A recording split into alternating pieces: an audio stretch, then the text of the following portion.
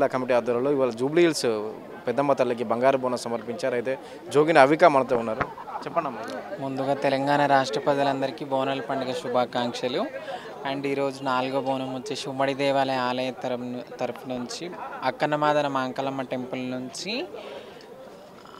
బోనం బంగారు బోనం 4వ బోనం ఇక్కడ చేయడం జరిగింది. అమ్మవారికి బోనం సమర్పించినందుకు ఎంతో హ్యాపీగా ఉంది, సంతోషంగా అనిపిస్తుంది.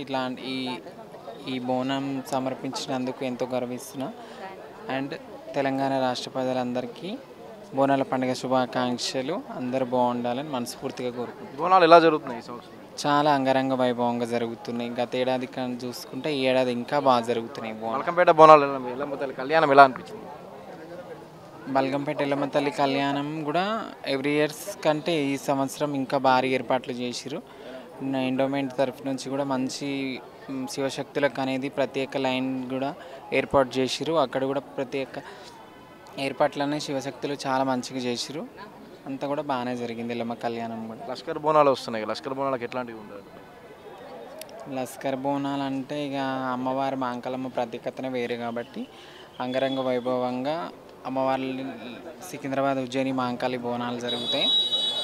అండ్ ఇంకొక వచ్చేసి లాల్ దర్వాజ శివవాహిని బోనాలు కానీ, చార్మినార్ భాగ్యలక్ష్మమ్మ బోనాలు కానీ, ఇవన్నీ కూడా ఎంతో కన్నుల పండుగగా జరుగుతాయని మనస్ఫూర్తిగా కోరుకుంటున్నాను.